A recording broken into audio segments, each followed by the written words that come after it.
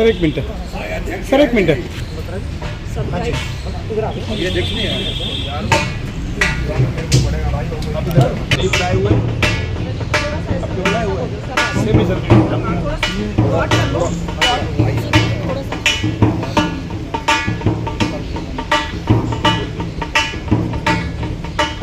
जल्दी से दो यार।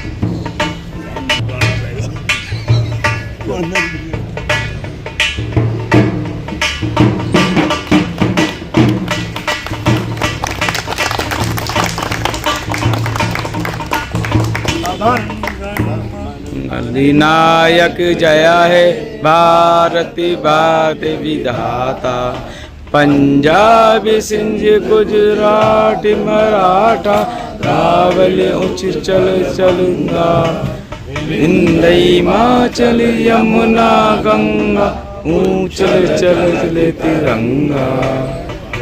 सुबह आशीष जागे, जब सुबह आशीष मांगे, जाहे जब जय गाता, जन गण मंगल नायक जय है भारत बाद विधाता, जय है जय है जय जय जय जय जय जय है। भारत माता की जय, भारत माता की जय। राष्ट्रवादी कांग्रेस पार्टी जिंदाबाद, राष्ट्रवादी कांग्रेस पार्टी जिंदाबाद, आदरणीय अजीत पवार जिंदाबाद, आदरणीय अजीत पवार जिंदाबाद, आदरणीय प्रफुल्ल पटेल जिंदाबाद, आदरणीय प्रफुल्ल पटेल।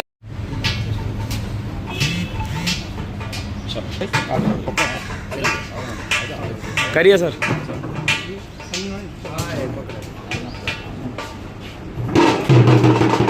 ताली बजा दो भैया, क्लिपिंग तो करी दो यार।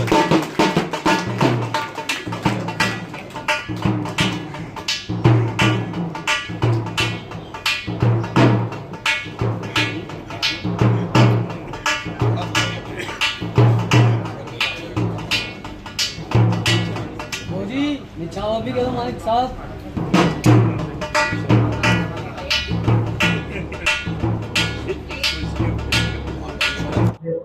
आप देख रहे हैं कृषि नजर न्यूज। मैं फारूक मंसूरी। आज हम मौजूद है एनसीपी के केंद्रीय कार्यालय पे, जहां उन्होंने 27 साल पूर्ण होने के उपलक्ष्य में अपने कार्यालय में झंडारोहण का कार्यक्रम किया। चलिए जानने की कोशिश करते हैं जो सेवा दल के राष्ट्रीय दिल्ली प्रदेश अध्यक्ष हैं उनसे। सर सबसे पहले आपने परिचय करिए। मेरा नाम संजीव कुमार है और मैं एनसीपी पार्टी के सेवा दल विंग का दिल्ली प्रदेश अध्यक्ष हूँ।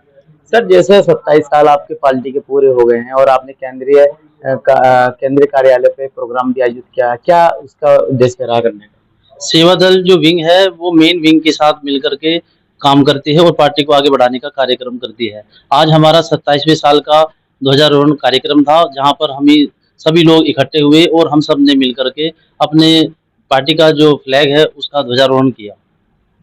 तो आपकी पार्टी की आगे की क्या रणनीति रहेगी, किस तरह का वो आप दिल्ली में अपने जो पार्टी को मजबूत करेंगे? आज हमने अपनी विंग के साथ मिलकर के एक सबसे पहले तो एक वृक्षारोपण किया और एक संकल्प लिया कि हम सब मिलकर के जैसे जैसे ये वृक्ष बढ़ेगा हम अपनी पार्टी को आगे बढ़ाएंगे।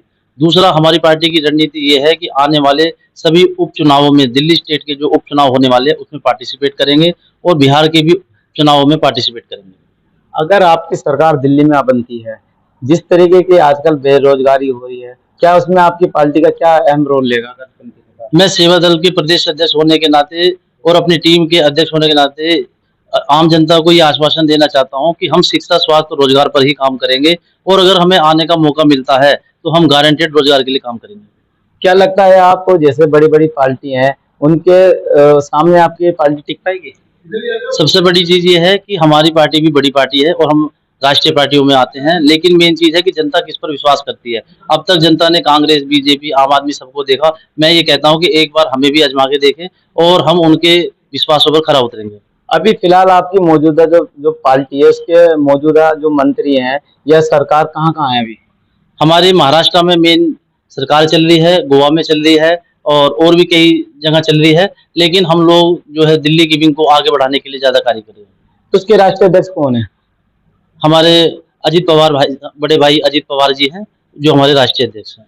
अब देशवासियों को कोई ऐसा मैसेज देना चाहते हैं जो आप एनसीपी पार्टी की तरफ से? मैं ये मैसेज देना चाहता हूँ कि जो भी हमारे सक्रिय राजनेता भाई हैं और जो चाहते हैं कि आगे बढ़ के राजनीति में एक बदलाव लाएं, तो एनसीपी से जुड़े। एनसीपी आपके साथ है, आपके विश्वास के साथ है और आपको बढ़ाने के लिए हर प्लेटफॉर्म पर आपके साथ है। अगर एनसीपी से कोई जुड़ना चाहे तो किस तरीके से जुड़े और कहाँ आना पड़ेगा, और ये भी थोड़ा बता दीजिए।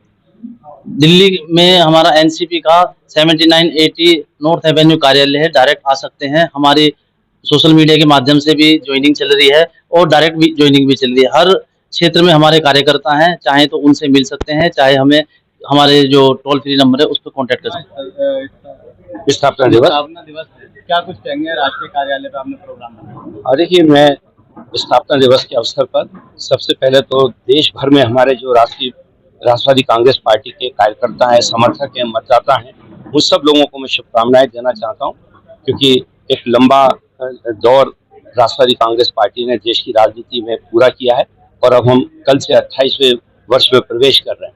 मैं इस मौके पर यही अपने राष्ट्रवादी कांग्रेस पार्टी के साथियों से कहूंगा कि हम सब लोगों को ये संकल्प लेना है आज के दिन कि हम देश के लोकतंत्र के लिए, आम आदमी की सुख और सुविधा के लिए और देश में एक ऐसा वातावरण बनाने के लिए जिसमें आम आदमी को एहसास हो कि वो एक बहुत बड़े देश का नागरिक है, इसके लिए लगातार काम करें, जिससे कि हम लोग राजनीति एक पहलू है, लेकिन राजनीति से कहीं ज्यादा बड़ा है देश और देश के हित।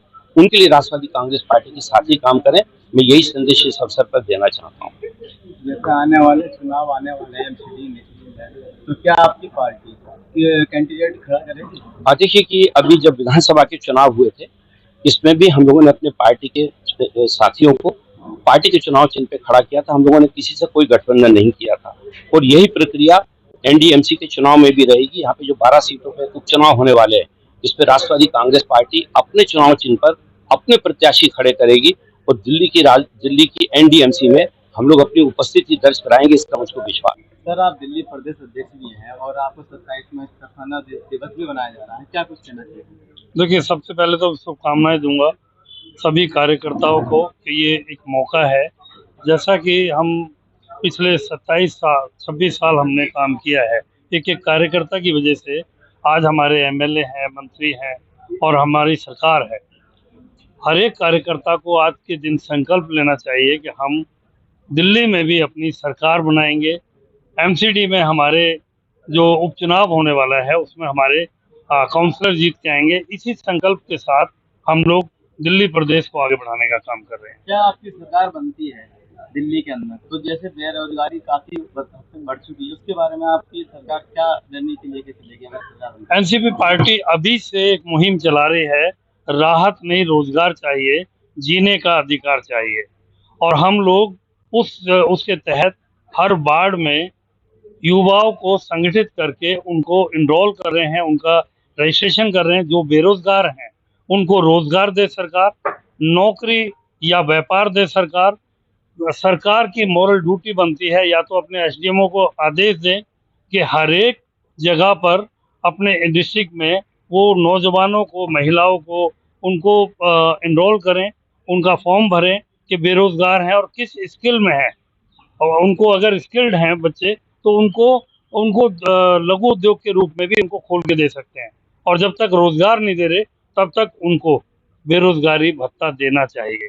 तो दिल्ली सरकार की मॉरल ड्यूटी बनती है नौजवानों को काम पे लगाया जाए, और काम नहीं देते हो तब तक उनको बेरोजगारी भत्ते का वो करें। लेकिन ये बेरोजगारी की करते हैं, लेकिन हिंदू मुसलमान की बात करते हैं, ये साथ में लेके रोजगारी तो देते नहीं है।